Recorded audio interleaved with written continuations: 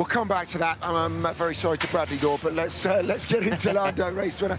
Nigh on, well done. Nigh on the perfect weekend, that one. Brilliant. Yeah, thanks. I mean, it's been a very good weekend from start to finish. Already in FP2, it felt good, got in a good rhythm, and just progressed from there. You know, kept my head down, kept to myself. So it's working at the minute. This weekend's probably been one of my best weekends that I've had this season. So been good, a good load of points. But that's it. That's it for now. It's a reset, and then it's focus on Brazil. You were driving this whole weekend a little bit like we were seeing you last year when you were fighting Max. Is being the hunter, having to go back to the champion, knowing that Max is also in the fight, like giving you that little extra edge, little extra energy? I mean, it's hard to know exactly what. It's just I feel better with the car today. Everything's about how I feel with the car. Last year I felt very good with the car. I could perform better.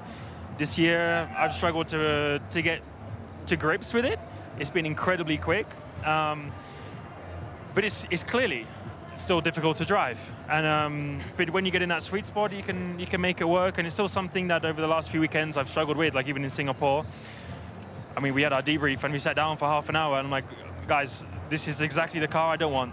This is the reason why we can't win more races, why we're not going to win in the future, is if we keep having a car that doesn't give me what I need.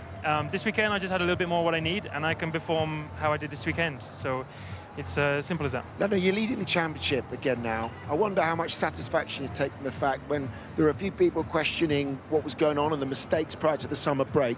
You've come back and you've answered those critics, and you've chipped back at this lead week in, week out in the last few races.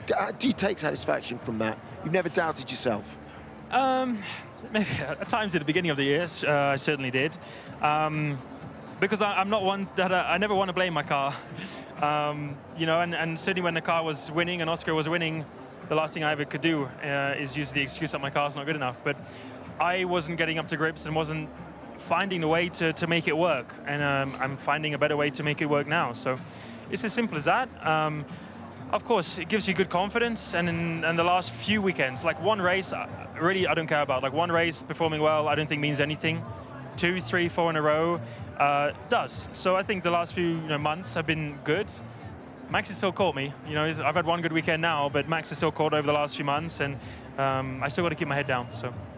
Yeah, exactly. Concerning that battle for the championship, you got your teammate very close in points, but he's really not in a good moment right now.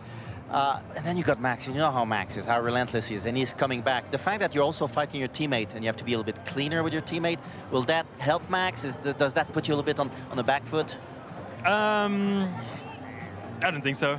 I mean, people can always say what they want and come up with their own opinions, and everyone has the right to do that. So I don't think so. I don't think it's hurt us at any point this season. People, of course, will say that it has. It hasn't. Of course, it's just a lot more questions. There's a lot more controversy that people like to create. We've still gained as a team this year because we have two guys that perform very well. It's why we won the Constructors already last weekend. And, you know, Red Bull's fighting for a world championship, but they don't have a second driver that can perform and back him up. So, you know, there's a lot of things that we do very well that I think we don't get praised for. So, no, I think we're performing well as a team. I think we'll continue to do that. I think we're performing how a championship team needs to perform. Lando, just a final one. You know, I know you're a golfer. We talk about the Ryder Cup, momentum swings in that. It's the same in all sport, right? You've got the momentum now. How important is that so late in the season? Well, you might say that, but I'm not a believer in momentum. In some ways, like I said, one great weekend really doesn't mean anything.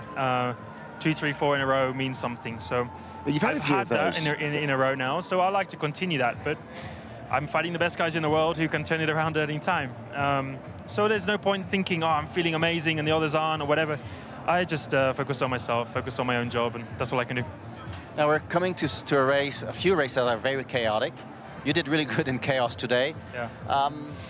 When you get to Brazil, it might rain, might not rain. Do you feel that you can have the edge in the wet as well? Wait and see. You know, I've had some great performances in the rain in the past. I've had some, obviously, also some not so good ones. Time will tell. You know, it's always tricky. We know that some of the others perform very well. It's opportunities for others to capitalize on those conditions. So No point guessing and presuming anything. I go home, I rest, and I focus on next time out. Thank you, Lando. Appreciate guys. it. Yeah, we have listened to Lando Norris, as they said from the start and until the end of this weekend. His performance was absolutely perfect, very well deserved win for him. And let's see what will happen at Brazil. But as I said on the others videos, definitely we're going to have a very interesting races, and the gap is just 1 point. And let's wait and see who is gonna be champion. Don't forget to like the video, to comment it, and to subscribe to the channel.